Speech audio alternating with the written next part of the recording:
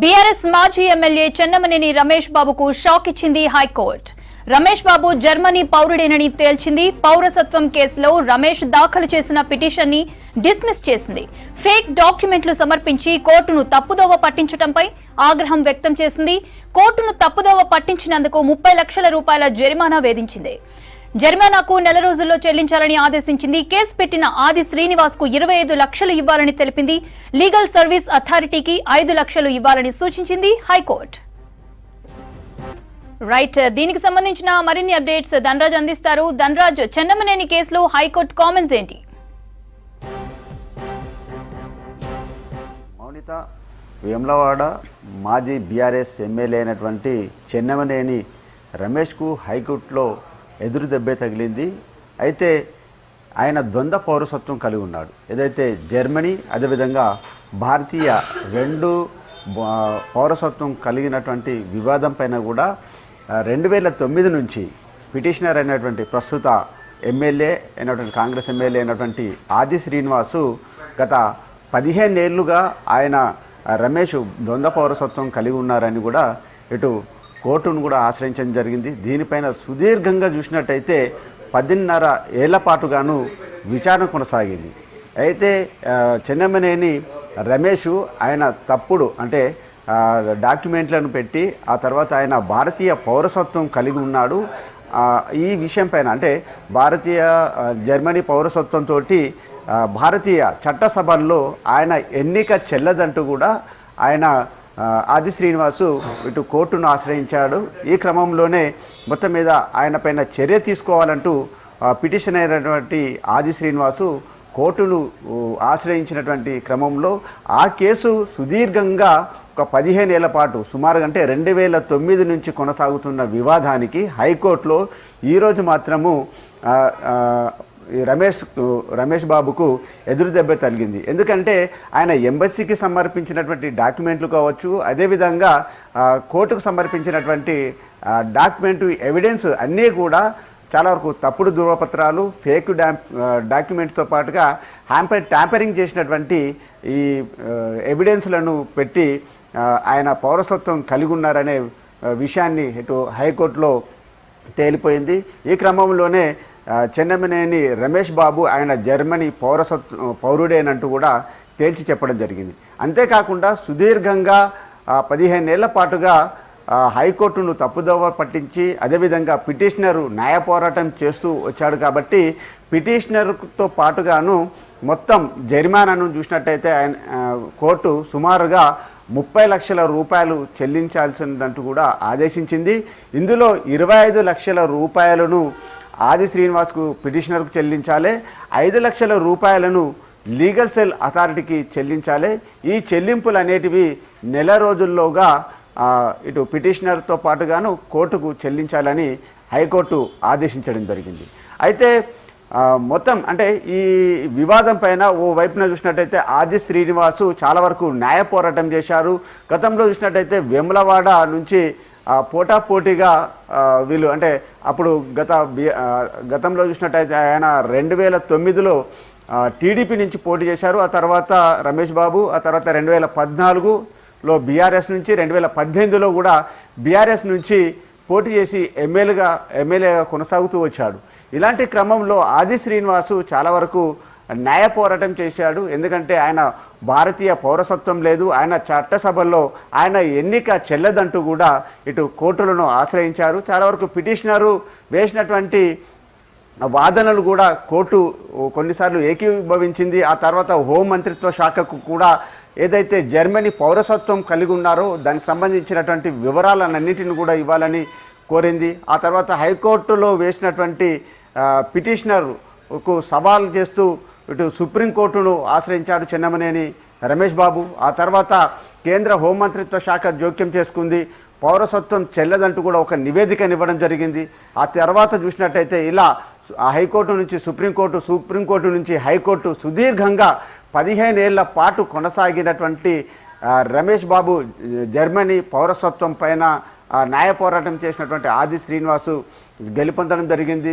ఇలాంటి అంటే ఎందుకంటే ఇది జర్మనీ అదేవిధంగా భారతీయ రెండు పౌరసత్వాలు కలిగి ఉండడం అనేది చెల్లదు. అదేవిధంగా ఒక భారతీయ పౌరసత్వం ఉన్న వారికి మాత్రమే చట్టసభలలో మాత్రమే ఆమోదం ఉంటుందనే విషయాన్ని కూడా ఇటు ఏకరు పెడుతూ పిటిషనర్ వాదనలు కూడా వినిపించడం జరిగింది.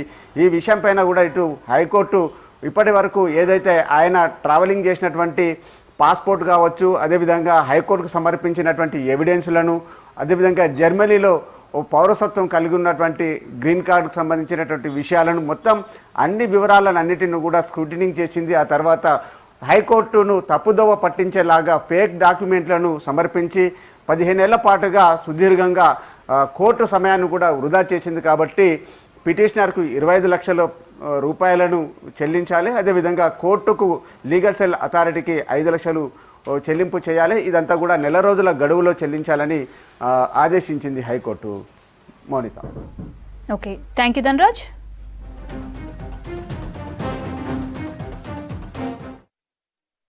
మొరపెట్టుకున్న కేంద్ర హోంశాఖ దగ్గర కూడా అతను జర్మనీ పాస్పోర్ట్ ట్రావెల్ చేస్తున్నాడు. వారు ఇచ్చేటప్పుడు జర్మనీ సిటిజన్ అని అతను పాస్పోర్ట్ జర్మనీ అని చెప్పి ఉంటే ఇంత దూరం కూడా రాకపోనేమనేటువంటి భావనని అనేక సందర్భాలు వ్యక్తం చేసిన మళ్ళీ హైకోర్టు చెప్పగానే మళ్ళీ కేంద్ర హోంశాఖలో మేము వెంటబడి మళ్ళీ విచారణ జరిపే క్రమంలో జర్మనీ నుంచి అతను ట్రావెల్ చేస్తుండు వాస్తవం చెప్పని ఫిబ్రవరి 10వ తారీఖు 2022 నాడు వారు ఒక సీల్డ్ కవర్ ఇవ్వడం జరిగింది. అప్పటికే కరోనా వచ్చి ఆగిపోవడం, తర్వాత మళ్ళీ ఎన్నికలు 2010 ఎన్నికల్లో నా పైన పోటీ చేసిండు, 2014లో పోటీ చేసిండు, 2018లో కూడా పోటీ చేసినప్పుడు ప్రతి ఎన్నికల పిటిషన్ కేంద్ర సుప్రీంకోర్టులో కేసు పెండింగ్ ఉంది కాబట్టి ఈపీలు కూడా పెండింగ్ ఉన్న సందర్భంలో ఈరోజు స్టేట్లెస్ అవుతుందని చెప్పిన అది వచ్చిన తర్వాత దాన్ని కూడా కోర్టులో వాళ్ళ వాదనలు వినిపించే క్రమంలో మా వాదనలు అతను జర్మనీ పౌరుడే అన్నటువంటి మాటతోటి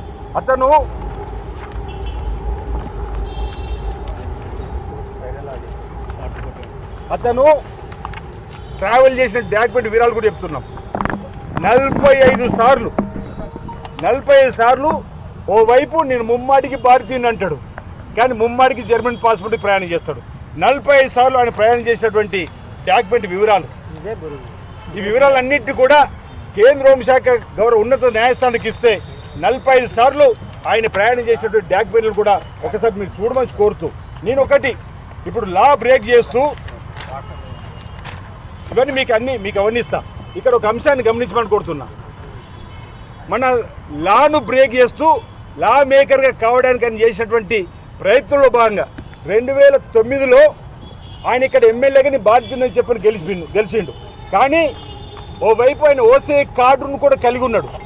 ఓసీ కార్డు హోల్డర్కు మన భారతదేశంలో ఓటు హక్కు కూడా వేయడానికి అనర్హుడని చట్టం చెప్తుంది. అలాంటి ఓసీ కార్డు హోల్డర్గా ఇది ఓసీ కార్డు వారు ఓసీ కార్డు ఇది కూడా మీకు చదివి వినిపిస్తా. అంటే మా వేములవాడ ప్రజల్ని కాదు, తెలంగాణ ప్రజలు భారతదేశ ప్రభుత్వాన్ని మోసం చేసిండు. ఇతను 18 సెప్టెంబర్ 2019 2009 భారతదేశ పౌరసత్వం పొందిండు. 2019లో జర్మనీలోని ఇండియన్ ఎంబసీలో ఆయన ఒక దరఖాస్తు పెట్టుకున్నాడు. ఓసీ కార్డును నాకు పొడిగించమని 10 సంవత్సరాలకు. అందులో కాలం అడుగుతుంది, మీరు ఏం చేస్తారంటే రిటైర్డ్ ప్రొఫెసర్, ఇక్కడనేమో ఎమ్మెల్యే అంటాడు, అక్కడేమో రిటైర్డ్ ప్రొఫెసర్ అంటాడు. ప్రస్తుతం ఇది ఏ దేశం అంటే 10వ కాలం దయచేసి చూడండి, వీలైతే ప్రజలు చూపించండి. 10వ కాలంలో మీది ప్రస్తుతం ఏ దేశం అంటే ఏమని రాయాలి? ఇండియా అని రాయాలి. కానీ ఇక్కడ ఏం రాసిండు? జర్మనీ అని రాసిండు. ఇంతమంది పూర్వపు మీ దేశం ఏందని ఇక్కడ ప్రివేస్ నేషనల్ అని కూడా ఉంది. ఇక్కడ దయచేసి మా ఆవేదన ప్రజల ద్వారా మీ ద్వారా వినిపోయండి. 10వ కాలం ప్రెసిడెంట్ నేషనల్ అంటే జర్మనీ రాసుకున్నాడు. ఎన్నడు? 2019. ప్రివేస్ నేషనాలిటీ ఆఫ్ అప్లికెంట్ మీది ఎప్పుడు ఇంతకుముందు ఏ దేశం అంటే ఇండియా అని రాసుకున్నాడు. గతంలో నా దేశం ఇండియా అంటాడు, ప్రస్తుతం నా దేశం జర్మనీ అంటాడు. కానీ ఇక్కడికి వచ్చి మాత్రం కోర్టును తప్పుదో పట్టించే విధంగా ఏదైతే చేసినటువంటిది. ఈయన పాస్పోర్ట్ నెంబర్ కూడా జర్మన్ది, కింద ఉన్న కాలంలో పాస్పోర్ట్ నెంబర్ కూడా జర్మన్ది. ఈ విధంగా ఆయనే దరఖాస్తు పెట్టుకునే నాడేమో మన భారతదేశ ప్రభుత్వాన్ని, ఉమ్మడి ఆంధ్రప్రదేశ్ ప్రభుత్వ అధికారులను ఫ్రాడ్లెంట్గా అంటే తప్పుడు సమాచారం ఇచ్చి అప్పుడు భారతదేశ పౌరసత్వం పొందింది. ఇప్పుడు ఆ పౌరసత్వాన్ని కొనసాగించుకునే క్రమంలో కోర్టులను కూడా తప్పుదో పట్టిస్తూ 2009 నుంచి కోర్టులు కూడా తప్పుదో పట్టిస్తూ ఇప్పటి వరకు ఆయన 4 దఫాలుగా నాపై ఎమ్మెల్యేగా గెలుపొంది అనేక అవహేళనలు అనేక అవమానాలు నాకు గురి చేస్తూ నేను చేస్తున్న ధర్మ పోరాటం న్యాయ పోరాటం కూడా తప్పటి అంశాన్ని ఈరోజు ఏమని సమాధానం చెప్తావు చైర్మన్ రమేష్ బాబు గారిని అడుగుతున్నా. మచ్చలేని కుటుంబం అని చెప్పని ఆయన అనుచరులు నా పైన నాన్న